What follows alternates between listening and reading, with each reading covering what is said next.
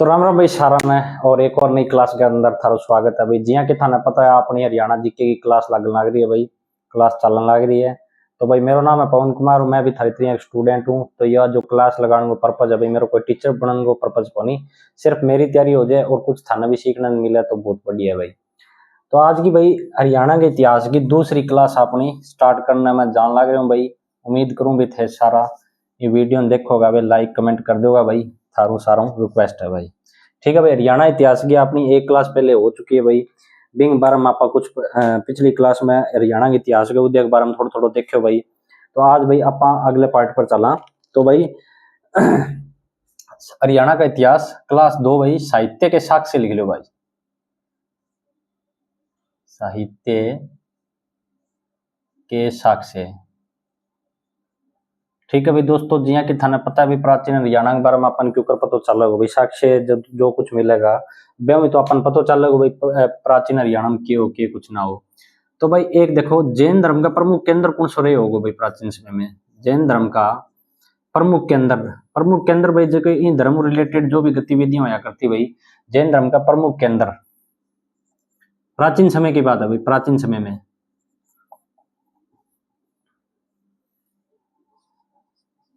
तो भाई जो यो केंद्र रहे भाई, यो अग्रवा और रांची है भाई। मोस्ट रिपीटेड क्वेश्चन है भाई यो। ठीक है भाई, जैन धर्म का प्रमुख केंद्र प्राचीन समय में अग्रो और वासी रहा होगा भाई। और अगर बौद्ध धर्म की बात करें भाई, बौद्ध धर्म का प्रमुख केंद्र प्राचीन समय में, ठीक है भाई, प्राचीन समय में, तो भाई यो कौन सो रहे होगा अपनो, तो यो रहे होगा भाई शुद्ध गांव। शुद्ध गांव, और शुद्ध गांव कठ है भाई, यो है अपनो यमुनानगर में भाई। ठीक है भाई दोस्तों, अठ तक मैं उम्मीद करूं भाई थाने सारी चीज समझ में आई होगी। और एक चीज और लिखो भाई दोस्तों, कि जो लोहाचार्य, तीसरा पॉइंट है, लोहाचार्य और पुष्पदत्त भाई, पुष्पदत्त, ठीक है भाई, ये दोनों भाई बौद्ध धर्म जुड़ेड़ा, सॉरी जैन धर्म, कोई ग्रंथ वगैरह लिखेड़ा होगा भाई यहाँ, जैन धर्म से जुड़े हुए हैं। इन्होंने भी हरियाणा का जिक्र किया है भाई अपने ग्रंथों में, हरियाणा का जिक्र। ठीक है भाई, यो भी क्वेश्चन आइडो है, मेरा एग्जैक्ट याद को नहीं भाई, लोहाचार्य हो या पुष्पदत्त हो भाई, लोहाचार्य या पुष्पदत्त ने अपने ग्रंथों में हरियाणा का जिक्र किया है भाई। बे मियाँ पूछ लिया भाई, हरियाणा का जिक्र इनमें से किस महापुरुष के ग्रंथों में किया गया, लोहाचार्य या पुष्पदत्त। ठीक है भाई दोस्तों, अठ तक उम्मीद करूं भी थाने समझ में आए होगा। अब चलो भी अगली लाइन पर।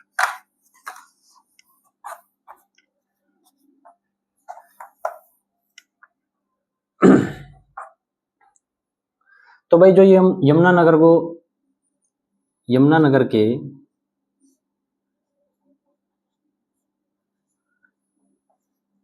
शुद्ध गांव से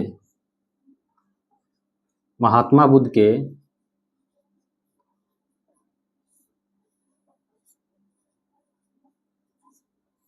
नाखून व बाल के साक्ष्य प्राप्त हुए हैं भाई।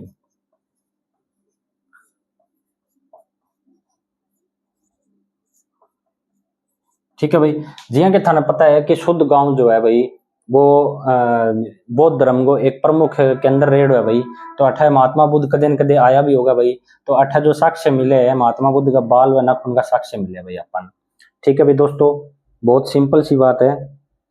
तो अब आ जाओ भाई दोस्तों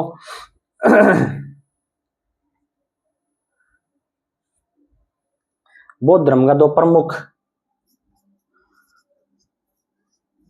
बौद्ध धर्म के दो प्रमुख ग्रंथ हरियाणा की दृष्टि में देखना भाई अपन, ठीक है, क्योंकि आप हरियाणा जी के पढ़ने लग रहे हैं भाई। दो प्रमुख ग्रंथ कौन सा है भाई, एक तो है दिव्य वदान एक है भाई मंजी निकाय। मंजी निकाय कई पेपर में ऐड हो भाई। ठीक है भाई दोस्तों, दो प्रमुख धर्म ग्रंथ है, सॉरी, दिव्य वेदान और मंजी निकाय भाई। ठीक है भाई प्यारे दोस्तों, ये आगे आगे बात करा भी आप। दिव्य वेदान ग्रंथ के अंदर भाई रोहतक का जिक्र है, सिरसा का जिक्र है, और एक आपका अग्रवा का जिक्र है भाई। ठीक है भाई, इंपॉर्टेंट बात है यार, रोहतक, सिरसा और अग्रवा का जिक्र है दिव्य वेदान के अंदर। बोर्ड छोटो है तो मैं सारी चीजें लिख कौन सकूं, समझ जाइए। दिव्य वेदान रोहतक, सिरसा, अग्रवा लिख दियो तो मतलब ये है भाई अंग जिक्र है दिव्य वेदान ग्रंथ के अंदर। ठीक है भाई, और जो मंजी निकाय है भाई अपनो, मंजी निकाय में भाई राजनीतिक वर्णन है, राजनीतिक वर्णन है भाई। ठीक है भाई, यमुनानगर के शुद्ध गांव से महात्मा बुद्ध के नाखून व बाल के साक्ष्य प्राप्त हुए हैं। बौद्ध धर्म के दो प्रमुख ग्रंथ है भाई, दिव्य वेदान और मंजी निकाय। और दिव्य वेदान के अंदर रोहतक, सिरसा, अग्रवा का जिक्र है, मंजी निकाय के अंदर राजनीतिक वर्णन है भाई। अब चलो भाई अगले पेज पर।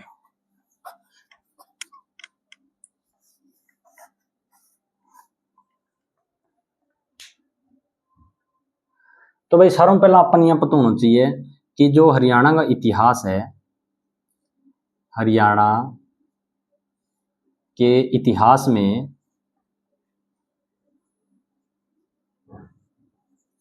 कितनी सभ्यताओं का जिक्र है भाई, कितनी सभ्यताओं का जिक्र है।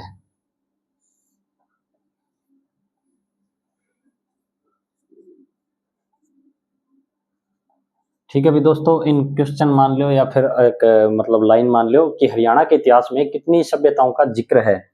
ठीक है भाई, छोटी मोटी तो उसके पर जो मुख्य रूप हूं भाई, तीन सभ्यता ही। तीन सभ्यता कौन सी भाई? पहली शीशवाड़ सभ्यता, शीशवाड़ आदमपुर का एक गांव पड़ा भाई, मेरा नानी को घर पड़ा। ठीक है भाई, दूसरी भाई हड़प्पा सभ्यता। कंफ्यूज कौन होना भाई दोस्तों, अब थे अगर एकदम थारा माइंड में आगे भाई बनावाड़ी, बनावाड़ी की है भाई, कौन सी सभ्यता होगा, मैं सारी चीजें क्लियर करूंगा, बस एक बार थोड़ा सा ध्यान रखियो। हड़प्पा सभ्यता।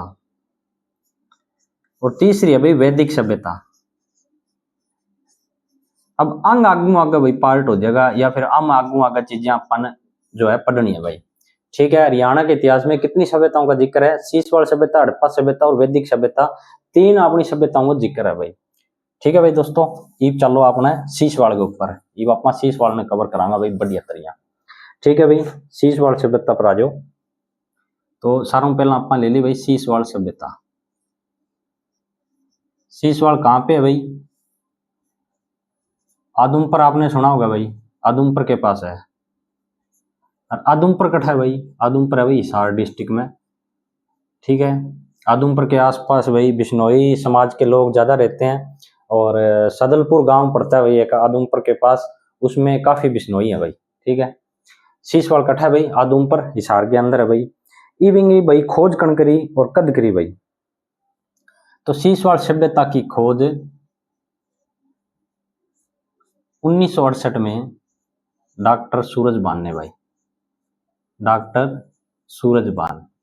अठा तक कोई दिक्कत को नहीं होगी भाई थाने। ठीक है भाई दोस्तों, खोज आ गई भी इंगी 1968 में, और सूरजबान में भाई। किस नदी के तट पर था भाई ये? तो अठा लिख लियो नदी, और नदी का आगे लिख लियो भाई चेतांग नदी। यो पर्सन आयडो है भाई, और जगह किंग ऊपर पेपर देड़ो वो, और जगह माइडो को भी ना अच्छी तरह याद आ गया होगा भाई चेतांग नाम लेता ही। ठीक है भाई, तो भाई अब इंगी किस कौन से शहर में इंगी सभ्यता मिलती जुलती है? सभ्यता मिलती जुलती है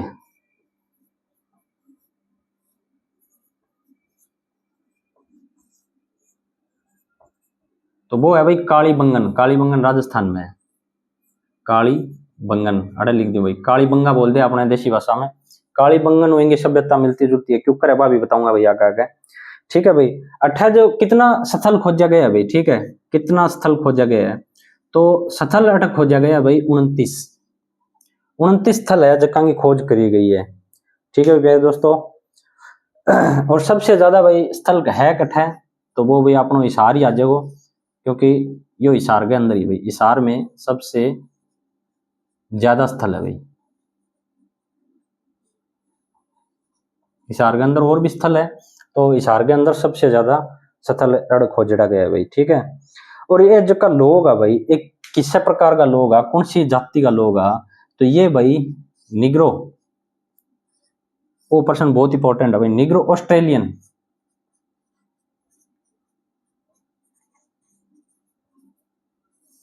निग्रो ऑस्ट्रेलियन जाति के लोग थे भाई।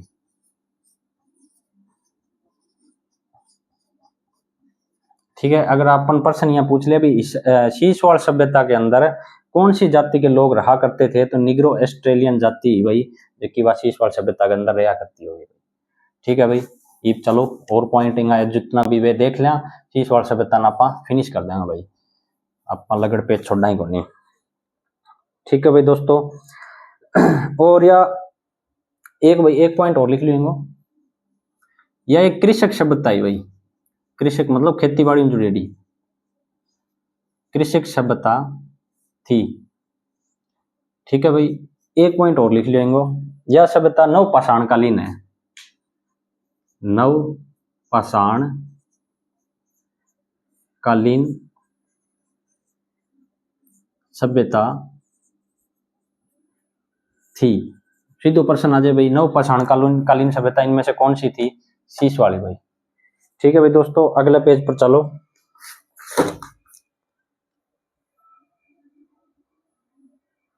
तो भाई ये तांबे को आयात करता, तो ये तांबे को आयात करता कठुआ, तांबे का आयत, तांबे के वही कोई धातु जो है बर्तन बनाता है आपकी जो भी चीज ही, तांबे का आयात कहाँ से करते थे भाई, ये अपन पता होना चाहिए भाई। तांबे का आयात करती है सभ्यता, तो यह करती भाई खेतड़ी राजस्थान हो, क्योंकि राजस्थान का टच होता गांव है ये, आदमपुर है जो राजस्थान को टच होता है, तो इस वजह से ये राजस्थान से तांबे की धातु का आयात करते थे भाई। ठीक है भाई प्यारे दोस्तों। और आ लोगों की कद काठी किसी की भाई, ये निग्रो ऑस्ट्रेलियन लोगों की, तो अपन यह भी पता होना चाहिए कद काठी भाई आंगी